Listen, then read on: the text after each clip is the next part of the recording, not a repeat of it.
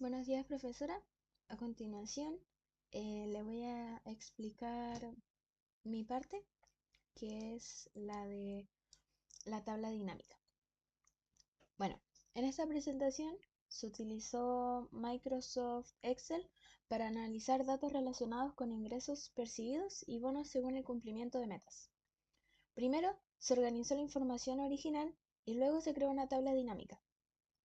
Esta es Esto es la información original y para poder sacar la tabla dinámica, ¿qué es lo que tuvimos que hacer? Fue ir acá, seleccionar toda la tabla y al momento de seleccionarla,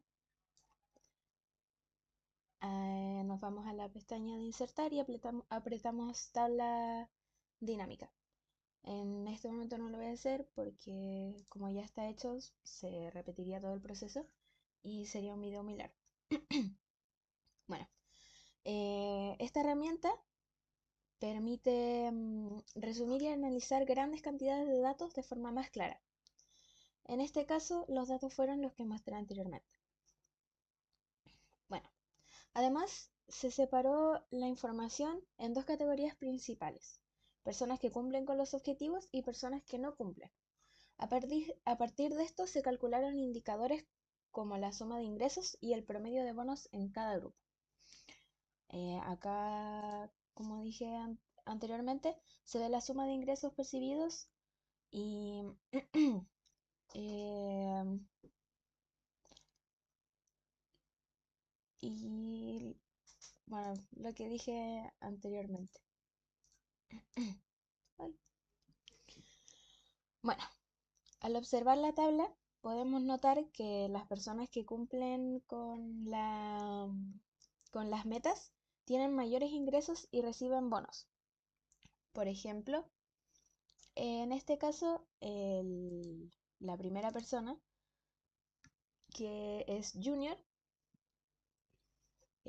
recibe, bueno, acá se ve el monto que recibe y eh, el bono que recibe de acuerdo a, a lo que hace. En este caso, acá también tenemos un 20%, por lo que dije anteriormente. Bueno, en conclusión, el análisis muestra que el cumplimiento de metas influye directamente en los ingresos y beneficios, y que la experiencia o nivel dentro de la organización también impacta en los resultados económicos.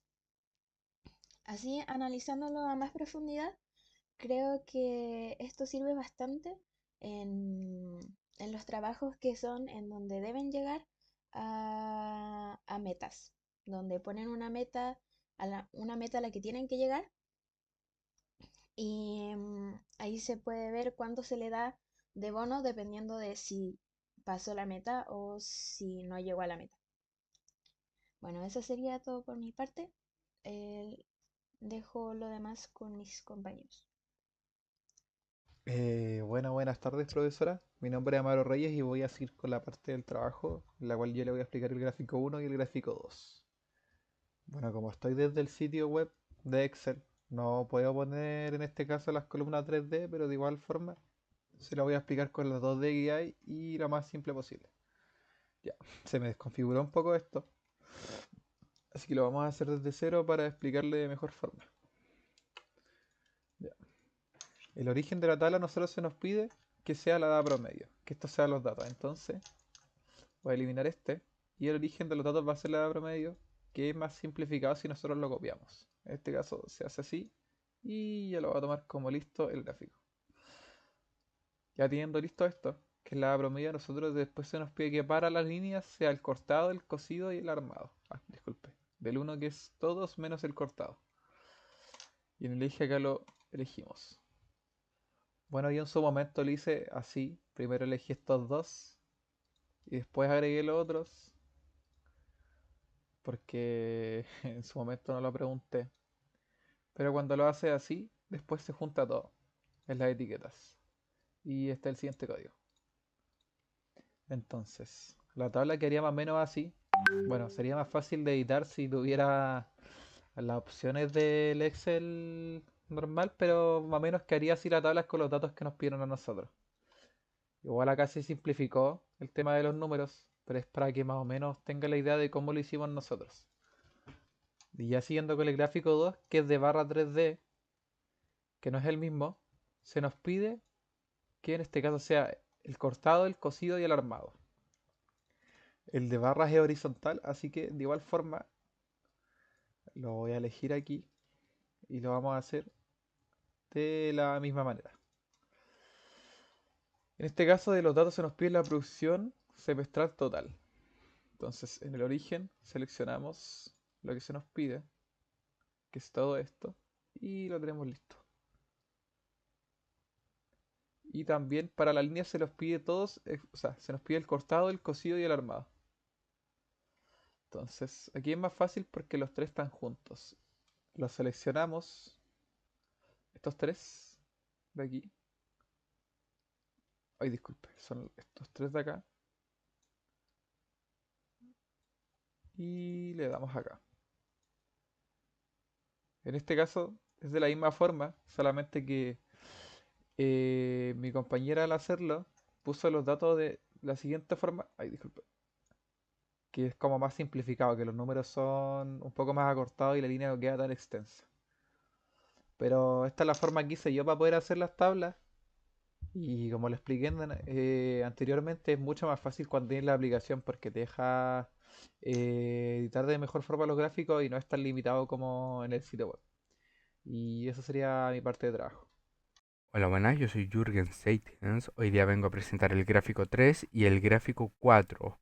El gráfico 3 nos pide columnas de 3D, que son estas que generalmente se suelen usar para presentaciones más formales. Generalmente se suele girar en torno a estas en ciertos momentos, ya que abarca unos datos más prominentes y más destacados, porque se suele separar acá los datos principales, acá te especifican los datos utilizados y acá están las categorías. ¿De dónde sacamos las categorías y los datos? Las categorías y los datos los sacamos de este gráfico donde están las categorías, también está separado por los ingresos, por ende no se suele confundir, y también tenemos los montos. Para el gráfico 4 se utiliza un gráfico circular 3D con porcentajes, donde también se suele aplicar todas las categorías y los datos.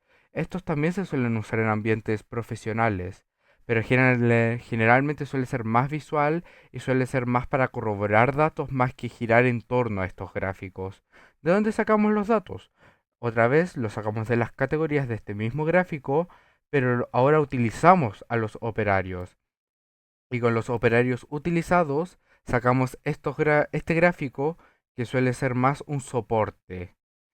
Con eso terminamos los gráficos. Muchas gracias.